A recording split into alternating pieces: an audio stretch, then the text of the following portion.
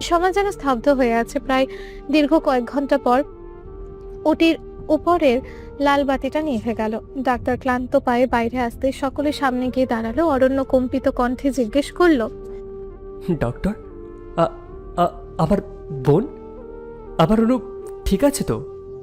Doctor একটা দীর্ঘশ্বাস ফেলে মুখের মাস্কটা নামালেন। তার চোখে মুখে চরম ক্লান্তির ছাপ। তিনি শান্ত গলায় বললেন, পেশেন্টের কন্ডিশন অত্যন্ত ক্রিটিক্যাল ছিল।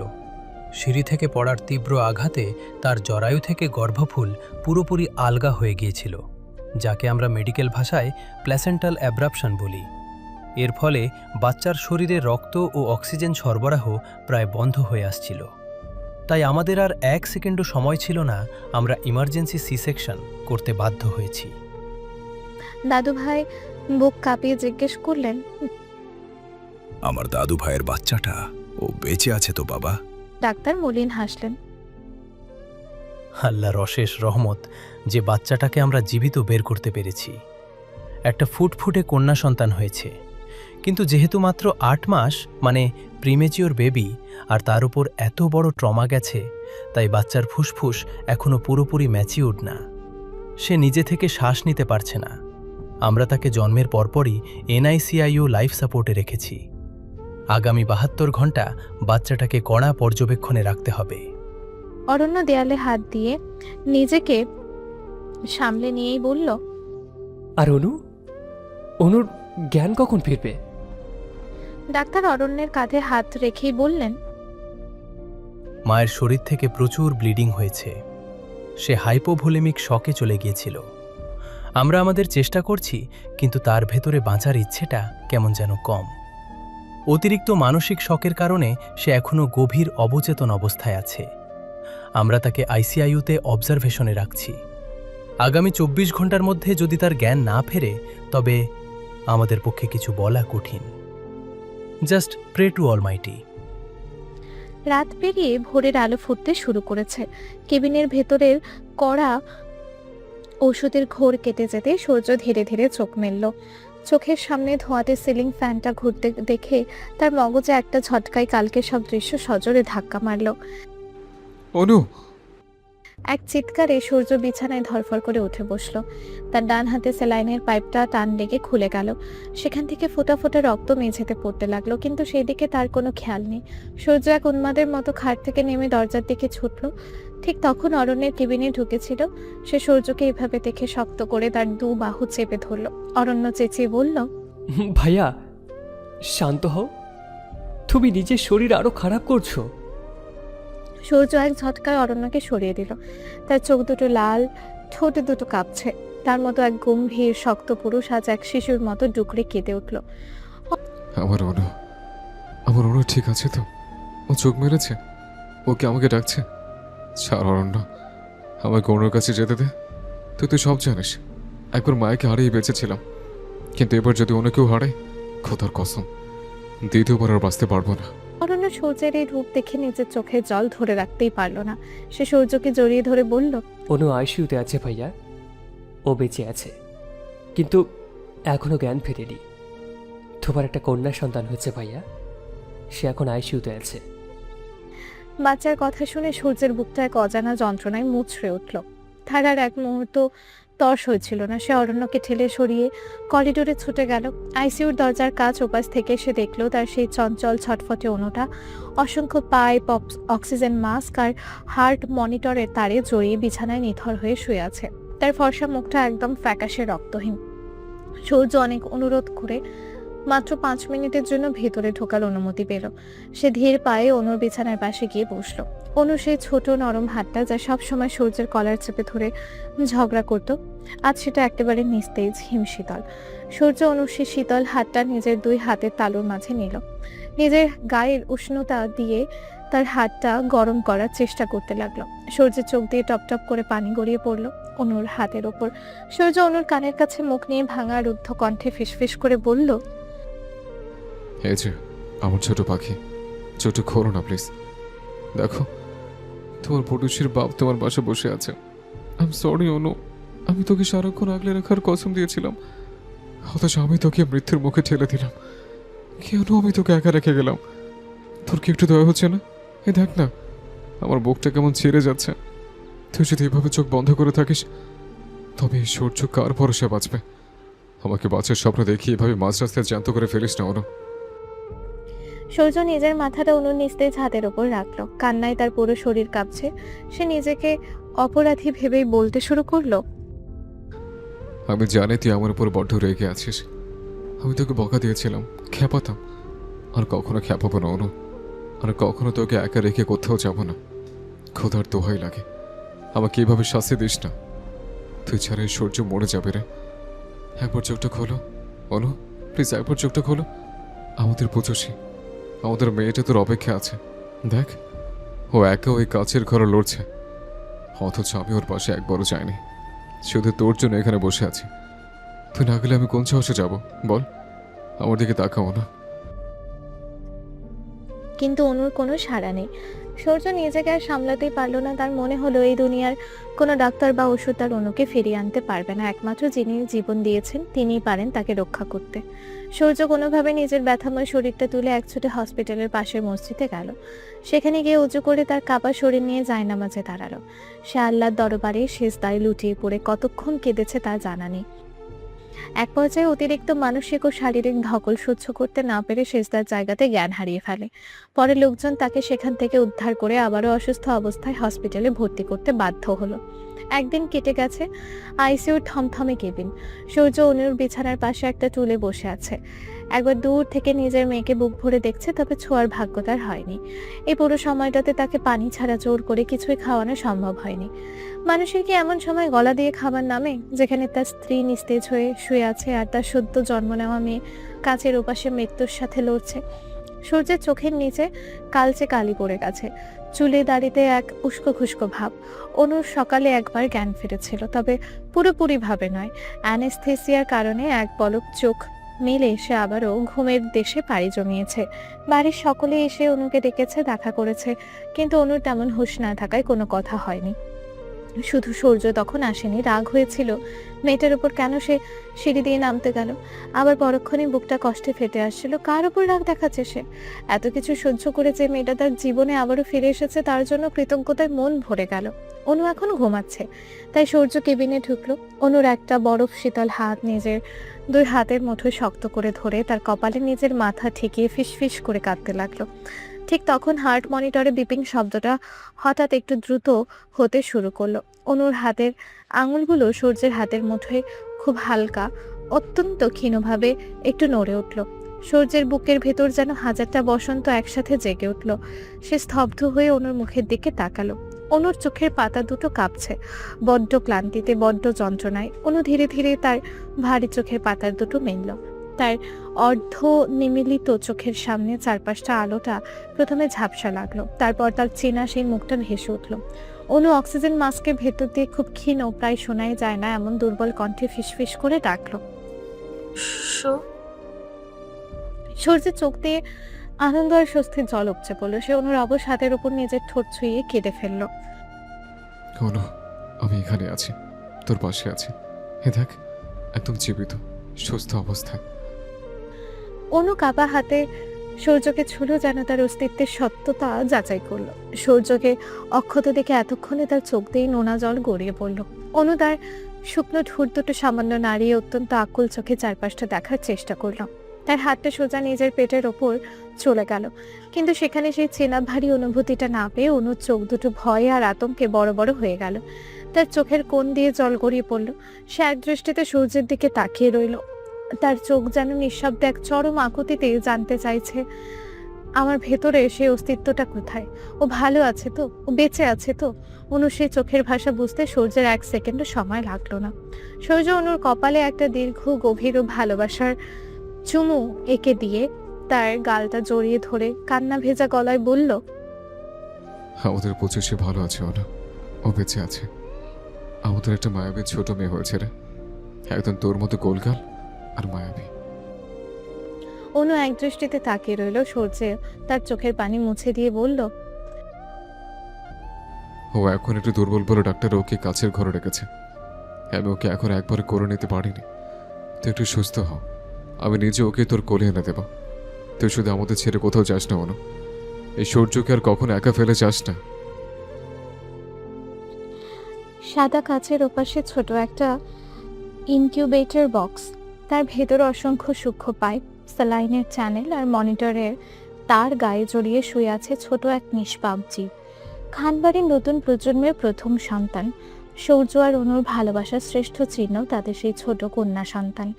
জন্মের পর থেকেই এনআইসিউর এই কৃত্রিম ওম আর অক্সিজেনের খাঁচায় জীবনের প্রথম কঠিন লড়াইটা লড়ছে এসে।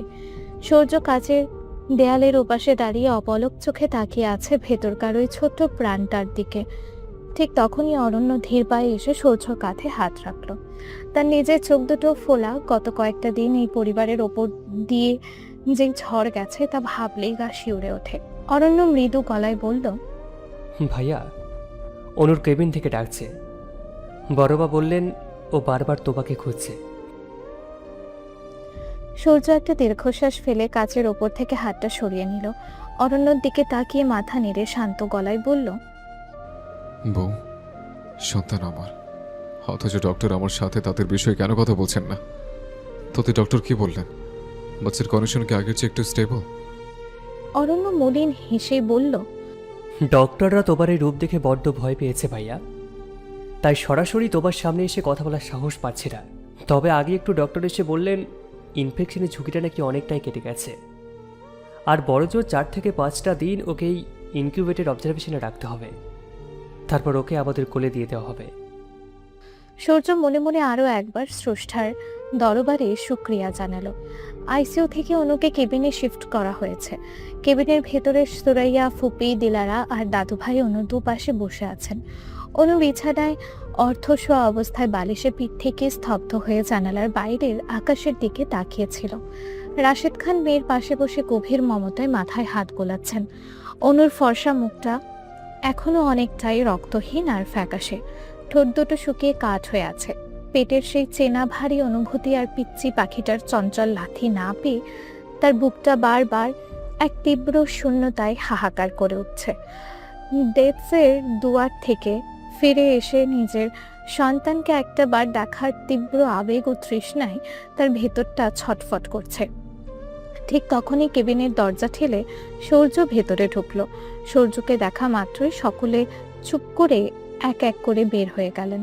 রাশেদ খান মেয়ের মাথায় শেষবারের মতন হাত বুলিয়ে সূর্যের দিকে তাকিয়ে নরম গলায় বললেন, তোরা কথা বল, আমরা একটু বাইরের ডাক্তারের চেম্বার থেকে আসছি। তারা কেবিন থেকে বেরিয়ে যেতে কেবিন জুড়ে নীরবতা নেমে এলো। সূর্য ধীর পায়ে এগিয়ে গিয়ে বেডের পাশে বসলো। অনু এক দৃষ্টিতে সূর্যের এই উস্কো খুস্কো ক্লান্ত আর মায়াবী মুখটার দিকে তাকিয়ে রইল। সূর্য কোনো কথা না বলে অনু সেই বরফ শীতল টান হাতটা নিজের 2 হাতের মুঠো শক্ত করে তুলে নিল। তারপর তার হাতের পাতায় নিজের ঠোঁট ছুঁয়ে চোখ বন্ধ করে রইল বেশ কিছুক্ষণ। তার চোখের এক ফোঁটা পানি অনুর হাতের ওপর আছড়ে পড়ল। অনু নিজের শুকনো ঠোঁট দুটো সামান্য নাড়িয়ে অত্যন্ত দুর্বল ও অভিমানী কণ্ঠে ফিসফিস করে বলল, অসুস্থ কে? সূর্য চোখ তুলে তাকালো। তুই? তাই দেখে তো উল্টো মনে হচ্ছে আপনি এত পাগলামো করেছিলেন কেন বলুন তো? কিছু না খেয়ে কি হাল করেছেন চেহারার। আপনাকে দেখলেই তো এখন আমার ভয় করছে, মনে হচ্ছে যেন কোথা থেকে কোনো এক বন মানুষ ধরে আনা হয়েছে। সূর্য মুচকি হেসে বলল। অনুর কপালে আলতো করে নিজের কপাল ঠেকিয়ে ভাঙা গলায় বলল, যার জন্য আমার এই বেঁচে থাকা, সে যদি মরণ কামড়ের চোখ বন্ধ করে থাকে, তবে এই শরীর দিয়ে আমি কি করবো অনু? তুই জানিস না এই 3টি দিন আমি প্রতিটা সেকেন্ড কিভাবে জীবন্ত মৃত্যুর মুখোমুখি দাঁড়িয়েছিলাম। তোকে রক্তাক্ত অবস্থায় দেখার পর আমার ভেতর আমিটা ওখানে মরে গিয়েছিল রে। অনুর চোখের কোণ বেয়ে পানি গড়িয়ে পড়ল। সে নিজের বাম হাতটা সূর্যের গালে ছোঁয়াতেই সূর্য তার হাতটা শক্ত করে চেপে ধরল। অনু কেঁদে ফেলেই বলল, আমি বড্ড ভয় পেয়েছিলাম। ভাইয়ের ফোনে যখন শুনলাম আপনার বড় অ্যাক্সিডেন্ট হয়েছে, আমার চারপাশে সব অন্ধকার হয়ে গিয়েছিল। আমি শুধু আপনার কাছে ছুটে যেতে চেয়েছিলাম। আমাদের পুচুষের কথা আমার মনেই ছিল না। আমি বড্ড পাজি একটা মা, তাই না? নিজের বাচ্চাকে আমি নিজে কষ্টের মুখে ঠেলে দিলাম। সূর্য এক হাত দিয়ে অনুর ঠোঁটটা চেপে ধরল। তার চোখের পানি নিজের আঙুল দিয়ে মুছে দিয়ে বলল, একদম ওসব ফালতু কথা বলবি না। আমার দেখা এই পৃথিবীর শ্রেষ্ঠ মা তুই। আমার কোনো বড় অ্যাক্সিডেন্ট হয়নি। ওই রাস্তাঘাটে হুজুকে ছেলে ভয় পেয়ে অতিরিক্ত বলে ফেলেছিল। আর আমার ফোনের ডিসপ্লে ভেঙে গিয়েছিল, তাই বলে কারোর সাথে যোগাযোগ করা যাচ্ছিল না। কিন্তু একটা মিথ্যা কথা যে আমাদের জীবনে এমন একটা ঝড় ডেকে আনবে, তা আমার দুঃস্বপ্নেও আসেনি। সূর্য গভীর শ্বাস নিল। যেদিন আমার শেষ নিঃশ্বাসটা বের হবে, সেদিনে যদি আল্লাহ আমাকে একটা ইচ্ছে করার সুযোগ দেন, আমি আবারও শুধু তোকে চাইব। কারণ এক জীবনে তোকে ভালোবেসে আমার মন ভরেনি অনু। অনু একটু চুপ করে তাকিয়ে রইল, তারপর খালি পেটের দিকে তাকালো। তার চোখ দুটো আবারও আকুল হয়ে উঠল। সে সূর্যের শার্টের হাতা দুর্বল হাতে টেনে ধরে বলল, আমাদের মেয়েটা, ও ভালো আছে তো? দেখতে কার মতো হয়েছে? আপনি দেখেছেন ওকে? ও আমায় ছাড়া কিভাবে আছে ওই কাচের ঘরে? সূর্য পকেট থেকে ফোন বের করে অরণ্যের তুলে আনা একটা ছবি দেখিয়ে বলল, দেখেছে, এ দেখ, একদম তোর মতো হয়েছে রে অনু। ওই যে আমি প্রায় রাতে বলতাম না, আমাদের মেয়েটা দেখতে একদম আমার ছোট পাখির মতো গোলগাল, মায়াবী আর আস্ত একটা বাজে হবে। আমার সেই যুক্তিটা একদম 100% মিলে গেছে। ও এখন ইনকিউবেটরে ঘুমিয়ে ঘুমিয়ে তোর মতোই হাত পা ছুঁড়ে ওখানকার ডাক্তারদের বাচাল বানিয়ে ছাড়ছে। অনু সূর্যের কথা শুনে কষ্টের মাঝেও চোখ বুঝে খিলখিল করে হেসে ফেলল। দেখতে দেখতে আরো 2 সপ্তাহ কেটে গেল। আজ অনু আর তাদের ছোট মেয়ে একসাথে বাড়ি ফিরেছে। পুরো বাড়িকে একদম বিয়ে বাড়ির মতো করে জমকালো আলো আর ফুলে সাজানো হয়েছে। নিঝুম তার প্রেগনেন্ট শরীর নিয়েও সকাল সকাল এসে হাজির হয়েছে। রিদান আর রাফি বেলুন ফুলিয়ে পুরো ড্রয়িং রুমে ভরিয়ে ফেলেছে। অরণ্য আর সায়রা দরজার মুখে ফুলের থালা নিয়ে দাঁড়িয়ে আছে, বোন আর তার সন্তানকে বরণ করার জন্য। তবে সেখানে বেশ বড় একটা বাধা আছে। এই নতুন সদস্যকে সে ভাইজি নাকি বোনজি বলে ডাকবে, এটা নিয়েও হসপিটালে বসে সকলে তাকে নিয়ে বেশ মজা উড়িয়েছে। কিন্তু এখন অরণ্যের মতলব অন্য কিছু। সে সায়রার দিকে তাকিয়ে কিছুক্ষণ পরপর বাঁকা চোখে তাকিয়ে চোখ মারছে। তা দেখে সায়রা রাগে ফুঁসছে, মনে মনে ভাবছে, একে পেলে এ ছেলেকে আজ একটা চড়া থাপ্পড় মারবে সে।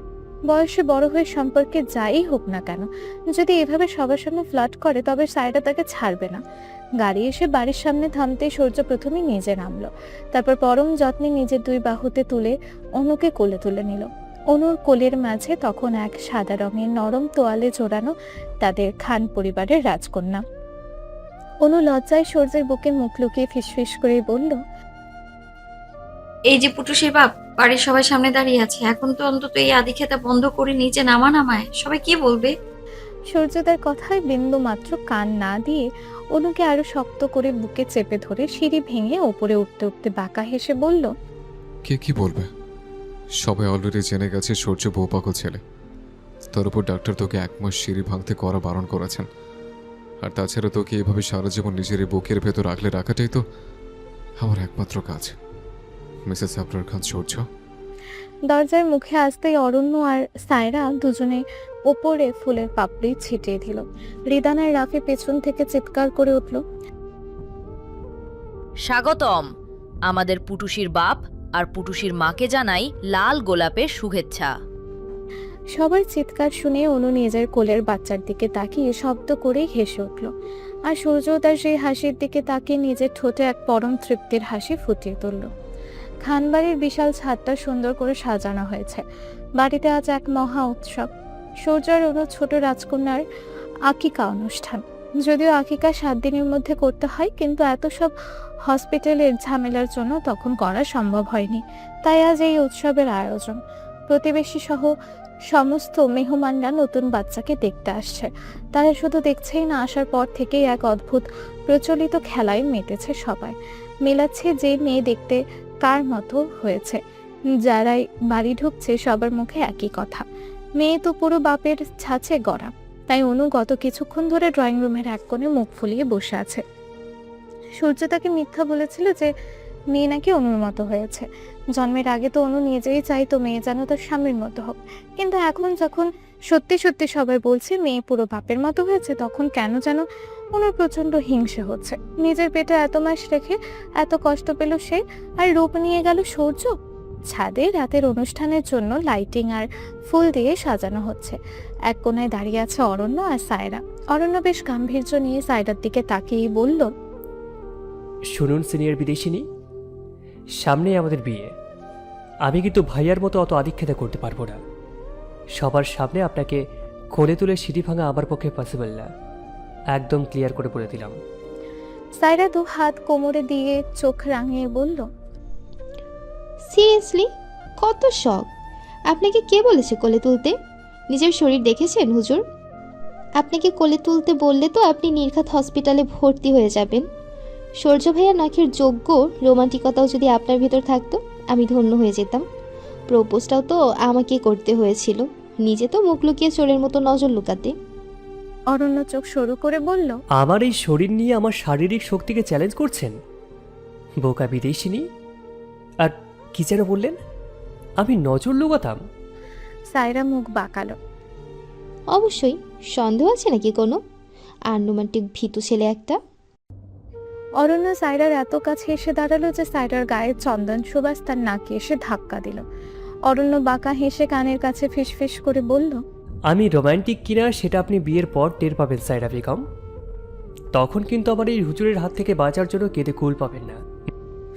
সায়রা লজ্জায় লাল হয়ে অরণ্যের বুকে একটা ধাক্কা দিয়ে ওখান থেকে এক ছুটে পালিয়ে গেল। সায়রা বলল, অসভ্য একটা, বড়দের সাথে কথা বলতে জানে না। অরণ্য পেছন থেকে তার যাওয়ার দিকে তাকিয়ে নিজের ঠোঁটের কোণের এক চিলতে গভীর ভালোবাসার হাসি ফুটিয়ে তুলল। এদিকে নিঝুম ড্রয়িং রুমের পাশে মুখ ফুলিয়ে দাঁড়িয়েছিল। ইস্তিয়াক এসে তাকে পেছন থেকে একটু ধাক্কা দিয়ে বলল, কি হয়েছে ম্যাডাম, মুখ ফুলিয়ে আছেন কেন? এখানে আবার প্লিজ এটা বলবেন না যে অনুর বাচ্চা বেড থেকে বের হয়ে গেছে, আমারটাও এখনই বের করে দিন। নিঝুম দাঁত কিরমির করে ইস্তিয়াকের দিকে তাকালো। পাশ থেকে রিদান এসে ফোড়ন কেটে বলল, বলতেও পারে ইশতিহাক ভাই, আপনার বউয়ের মাথার তার পুরো কাটা। অনু আপু আর এই নিঝুম আপু, এই 2 পিস মিলে একদম আমাদের জীবনটা জ্বালিয়ে ছাড়খাড় করে দিলিল। ভেবেছিলাম এদের বিয়ে হলে বেঁচে যাব, কিন্তু কপাল, একজন তো বাড়িতেই রয়ে গেল, আর একজন তো গিয়েও গেল না। রিদান অনেক আফসোস করে বলল। নিঝুম চিৎকার করে উঠল, রিদানের বাচ্চা, দাঁড়া তুই, তোর চুল আমি টেনে ছেড়ে ফেলবো। রিদান হেসে এক দৌড়ে পালালো। রিদান বলল, মেন্টাল খেপেছে। দুলা ভাই, আপনি আপনার বউকে ধরুন, আমি পালানোর আগে ওকে ছাড়বে না। নিঝুম তাকে তাড়া করতে গেলেই ইস্তিয়াক নিঝুমকে পেছন থেকে শক্ত করে জাপটে ধরল। আরে বোকা মেয়ে, করো কি? অনুর মতো কাণ্ড ঘটাতে চাও নাকি পাগল বউ? চুপ করে দাঁড়িয়ে থাকো, এই অবস্থায় এত লাফালাফি না। ভেতরের রুমে বিছানায় আধা শোয়া হয়ে বাচ্চাটাকে ব্রেস্ট ফিড করাচ্ছে অনু। তার গায়ের ফ্যাকাশে ভাবটা কেটে গিয়ে এখন মাতৃত্বের এক অপূর্ব লাবণ্য ঠিকরে বেরোচ্ছে। তার পরনে একটা মেরুন রঙের কাতান শাড়ি, চুলগুলো সুন্দর করে খোপা করা, আর তার কোলের মাঝে শুয়ে আছে এক টুকরো চাঁদের কণা, যার গোল গাল, মায়াবী মুখ আর ডাগর ডাগর চোখ দুটো যেন অবিকল অনুর মতো। এটা বাড়ির অন্য কেউ না বললেও সূর্য জোর দিয়ে বলছে, তাই অনু এটা মনে প্রাণে বিশ্বাস করে শান্ত হয়েছে। সূর্য নামাজ পড়ে মসজিদ থেকে ফিরেছে। গায়ে কালো রঙের জমকালো একটা সিল্কের পাঞ্জাবি জড়িয়ে সে ধীর পায়ে রুমে ঢুকলো। সূর্য দরজার কাছে দাঁড়িয়ে মুগ্ধ চোখে অনুর দিকে তাকিয়ে রইল। সামনের দৃশ্যটা যেন তার জীবনের সবচেয়ে সুন্দর আর মোহময়ী দৃশ্য, যেখানে একজন মা পরম মমতায় তার সন্তানকে নিজের বুকের সুধা পান করাচ্ছে। অনু মেয়ের কপালে গালে কিছুক্ষণ পরপর আলতো করে চুমু খাচ্ছে। সূর্য থমকে গেল। এটা তার সেই অনু, সেই ছোট মেয়েটা যে সারাক্ষণ একটা ফ্রক পরে 2টো ছুটি বেঁধে সারা বাড়ি ছুটে বেড়াতো। তাকে দেখে লুকাতো, আবার সামনে এসে দাঁড়িয়ে আবদার করতো। তারপর এই ছোট মেয়েটাই একটা সময় এসে তার বুকে কাঁপন তুলল। আর এখন এই মাতৃত্বের রূপ নিয়ে তার হৃদয়ে আবারও এক প্রলয়ঙ্করী ঝড় তুলছে। তা কি এই মেয়েটা জানে এটাই তার অনু, তার অর্ধাঙ্গিনী, তার সন্তানের মা? মায়াবী দৃশ্যের দিকে চেয়ে সূর্যের ঠোঁটের কোণ ঘেঁষে আনমনেই এক গভীর হুক লাইন বের হয়ে এলো। কি আবেশ তোরে বারে দেখি, তবু যেন মেটে না তৃষা। সে যে পথ চলে বুকে ঝড় তোলে, জেগে ওঠে ঘুমনো আশা। অনু সূর্যকে ওভাবে দাঁড়িয়ে থাকতে দেখে কিছুটা লজ্জাই পেল। সে মেয়ে আর নিজের গায়ের আঁচলটা একটু ভালো করে টেনে নিজেকে আবৃত করে নিল সূর্যের এমন তীক্ষ্ণ আর নিঃস্বার্থ নজর দেখে। অনু জিজ্ঞেস করলো, কি চাই আপনার? ওভাবে কেন তাকিয়ে আছেন? সূর্য অনুকে লজ্জা পেতে দেখে ঠোঁট কামড়ে হাসলো। তারপর ধীর পায়ে এগিয়ে এসে অনুর একদম কাছে বিছানায় বসলো। নিজের সন্তানকে ঝুঁকে চুমু দিয়ে বাঁকা হেসে বলল, এমন ভাব করছিস যেন তোর কিছু দেখিনি। তোর সব তো ছোটবেলায় দেখা, সারাদিন অনু সাথে সাথে রেগে গিয়ে বলল, চুপ করুন, বারবার একই কথা। আপনাকে উত্তর দেখেছি আমি, ছবি আছে, বড় মা দেখিয়েছে আমায়। আসছে আমার ছোটবেলা নিয়ে কথা বলতে। সূর্য হাসতে হাসতে বলল। শুধু ছোটবেলা কেন, এই তো মাসখানেক আগেও তোর।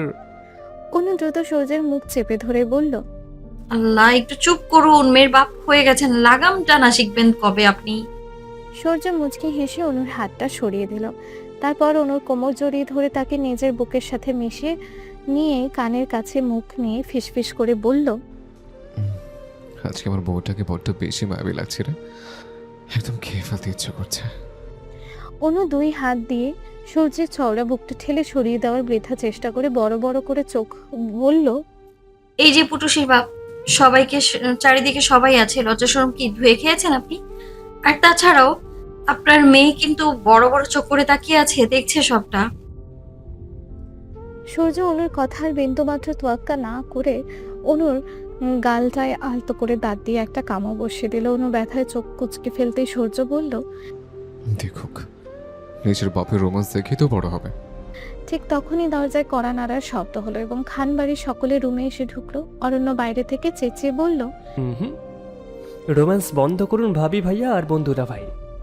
এবার জলদি আপনাদের পুচকুটার নাম ঠিক করুন। নাম না হলে আকিকাদেব কিভাবে? দাদু, আপনি আগে বলুন আপনার পছন্দের নাম কি? দাদু ভাই তার তসবিটা পাঞ্জাবির পকেটে রেখে হেসে বললেন, খান বাড়ির প্রথম নাতনি, আমি ওর নাম রাখলাম আনাম সুলতানা। নিজুম সাথে সাথে নাক সিটকে বলল, তোর দাদু, ওটা বড্ড ওল্ড মডেলের নাম হয়ে গেল, একদম জমিদারি আমলের নাম। আমার পছন্দ অ্যাঞ্জেলিকা খান, একদম মডার্ন আর ইন্টারন্যাশনাল। অরণ্য নিজমের মাথায় একটা হালকা গাঁটটা মেরে বলল, ইস্তিয়াক ভাই, এই বলদটাকে সাথে করে আপনি কেন নিয়ে এসেছেন? এটা একটা আস্ত বলদ, এটা কি ফরেনারদের বাড়ি নাকি? অনু ভাইয়া, তোমরা বলো থোপাদের কি পছন্দ? অনু তার মেয়ের নরম গালে আঙুল ছুঁয়ে হেসে বলল, আমার পছন্দ অদ্রিতা। কেমন সুন্দর না? সূর্য সাথে সাথে বলল, নামটা সুন্দর অনু, তবে আমার মেয়ের নাম এমন হওয়া উচিত যা দিয়ে তার এই পৃথিবীতে আসার কঠিন জার্নিটা প্রকাশ পায়। তার মা তাকে বুকে নিয়ে যে মরণ যে লড়াইটা লড়েছে, সে চরম সত্যটা বড় হয়ে সে যেন বুক ফুলিয়ে সবার সামনে বলতে পারে। ও যেন বলতে পারে, আমি আমার বাবা মায়ের জীবনের সেই পবিত্র আলোর ছাটা যা তাদের জীবনের সমস্ত অন্ধকার এক পলকে ধুয়ে দিয়েছে। সবাই একসাথে উৎসুক হয়ে বলে উঠল। সূর্য অনুর কোল থেকে ছোট মেয়েটাকে পরম মমতায় নিজের দুই চওড়া হাতের উপর আলতো করে তুলে ধরল। বাচ্চাটা তার বাপের চেনা ওম আর স্পর্শ পেয়ে চুচু শব্দ করে হাত পা নেড়ে হেসে উঠল এবং তার ছোট হাত বাড়িয়ে সূর্যের পাঞ্জাবির বোতামটা ধরার চেষ্টা করতে লাগলো। সূর্য বাচ্চার কপালে গভীর এক চুমু দিয়ে গম্ভীর অথচ পরম তৃপ্তি কণ্ঠে বলল, আজ থেকে আমার আর অনুর ভালোবাসার এই পবিত্র চিহ্নের নাম শেহরিন খান অরা, যার অর্থ হলো এক মিষ্টি ও মায়াবী রাজকন্যা, যে নিজের ভেতরের এক পবিত্র আলোর ছটা দিয়ে জীবনের সব অন্ধকার দূর করে দেয়। নামটা শোনা মাত্রই পুরো ঘরে করতালির রোল পড়ে গেল। অনু মুগ্ধ চোখে তার স্বামীর দিকে তাকিয়ে রইল। সূর্য আর অনুর নামের আদ্যক্ষর আর শেষাংশ মিলিয়ে তৈরি এই নামটা যেন সত্যি এক স্বর্গীয় অনুভূতি এনে দিল। সবাই নাম পেয়ে মহা খুশিতে হইচই করতে করতে নিচে নেমে গেল সবাইকে এই খুশির খবরটা জানাতে। সবার যাওয়ার দিকে তাকিয়ে অনু সূর্যের কাঁধে নিজের মাথাটা সঁপে দিল এবং তার হাতটা শক্ত করে ধরল। কিন্তু রোমান্টিক পরিবেশটা বেশিক্ষণ স্থায়ী হতে দিল না অনু নিজেই। সে সূর্যের পাঞ্জাবির হাতাটা টেনে ধরে মুখ বাঁকিয়ে বলল, তা পুটুসির বাপ, নাম তো বেশ দিলেন, কিন্তু হসপিটালের কেবিনে বসে যে আমাকে মিথ্যে সান্ত্বনা দিয়েছিলে মেয়ে নাকি অবিকল আমার মতো হয়েছে, এখন তো দেখছি পুরো বাড়ি শুদ্ধ মানুষ ঠিকই বলেছে মেয়ে তো দেখতে একেবারে আপনার ওই রাক্ষসের চেহারার মতো হয়েছে। আমার নাক চোখ কিচ্ছু পায়নি। সূর্য কপাল কুঁচকে বলল, আমার চেহারা রাক্ষসে? তাহলে সেই রাক্ষসের বুকে বছর ধরে কোন পেতনিটা বাসা বেঁধে আছে শোনে? আর মেয়ে আমার মতো সুন্দর হয়েছে, এতে তোরও তো চলছে গেল মিসেস অনু। হোয়াট? আমি পেতনি আর তুমি সুন্দর? অনু চোখ বড় বড় করেই বলল, তোমার এই ট্রিম করা দাড়ি আর সেট করা চুল দেখে নিজেকে হিরো ভেবো না সূর্য ভাই। আমি যদি ওই সিঁড়ি থেকে না পড়তাম তবে এই রূপের দেমাগ আমি 1 মিনিটেই ধুলোবালি করে দিতাম। অনুর মুখে আগের মতো তুমি ডাকটা শুনে সূর্য মনে মনে খুশি হলেও শেষমেশ ভাইয়া ডাকে তার সব খুশি হাওয়া হয়ে গেল। সূর্য চোখ রাঙিয়ে বলল, আবার ভাইয়া বললি? তোকে কতবার বারণ করেছে আমাকে ভাইয়া ডাকবি না? এখন তুই আমার এক সন্তানের মা, তাও তোর এই স্বভাব গেল না? আমি তো বলবোই, সারা জীবন ভাইয়াই ডেকে এসেছি, হুট করে অন্য কিছু ডাকতে যাব কেন?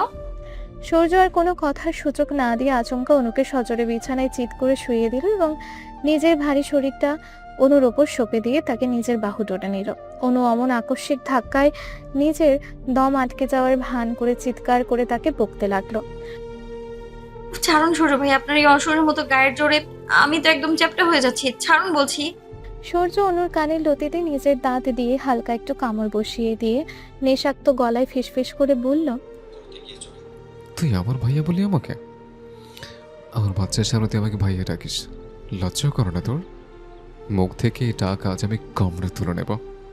অনু দেখলো এবার সূর্য সত্যিই ছাড়বে না। তার চোখ দুটো নেশায় বুঁদ হয়ে আছে। সে ভয় আর লজ্জায় লাল হয়ে সূর্যের বুকে নিজের মুখটা লুকিয়ে একেবারে মিনমিনিয়েই বলল, ভুল হয়ে গেছে, আর ডাকবো না, এবার তো ছেড়ে দিন।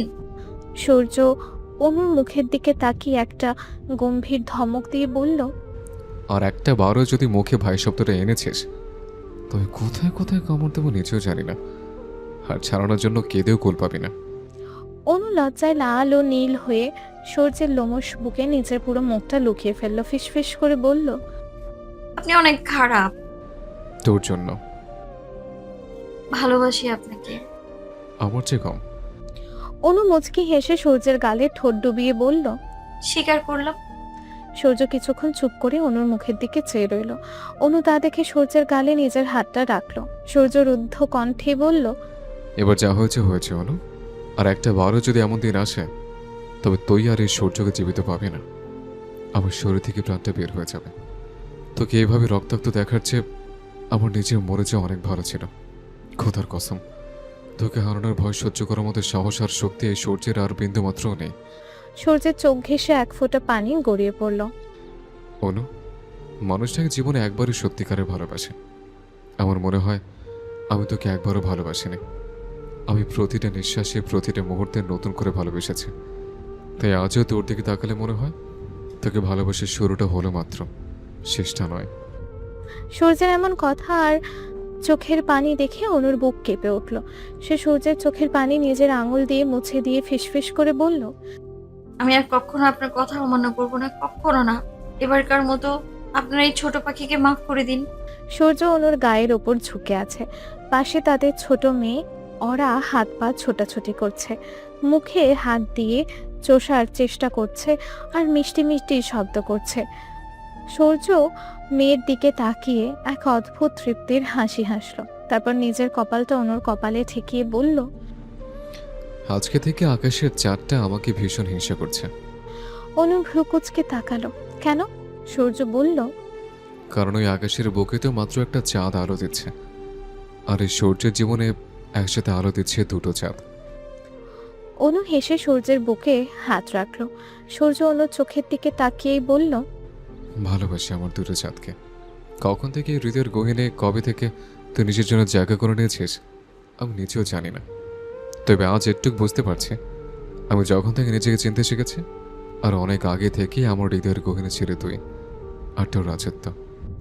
অনু চোখ বন্ধ করে সুখের সাগরে ভাসতে ভাসতেই বলল, আমিও নিজের চেয়ে বেশি ভালোবাসি আপনাকে সূর্য ভাই। আবার? অনু জিভ কেটেই বলল, সরি ভুল হয়ে গেছে পুটুসির বাপ। সূর্য বাচ্চার দিকে তাকিয়ে একটা দীর্ঘশ্বাস ফেলে বলল, সত্যি বলছি, কলেজে একদম সাহস নেই, নইলে শাস্তি হিসেবে তোকে শীঘ্রই আর একটা আন্ডার ধরে দিতাম বাচ্চা ফোটানোর জন্য। অনু লজ্জায় সূর্যের বুকে একটা কিল মারল। অনু শব্দ করেই বলল, অসভ্য লোক। সূর্য শব্দ করে হেসে অনু আর তাদের ছোট অরাকে নিজের দুই বাহুর মাঝে আরো শক্ত করে আগলে নিল। তারপর চোখ বন্ধ করে এক তৃপ্তির হাসি হেসে ফিসফিস করে বলল, আজ বুঝলাম একটা মানুষের পৃথিবী খুব বড় কিছু নয়, আমার পুরো পৃথিবীটা তো এই দুই বাহুর মাঝেই ধরা আছে। আমার বেঁচে থাকার কারণ, আমার সমস্ত শান্তি, আমার প্রতিটা দোয়ার সবচেয়ে সুন্দর উত্তর, আমার এই দুটো চাঁদ আজীবন এই সূর্য নামক আকাশের বুকে জড়িয়ে থেকে তারপরে জীবনটাকে ভালোবাসার আলোয় আলোকিত করে রাখবে।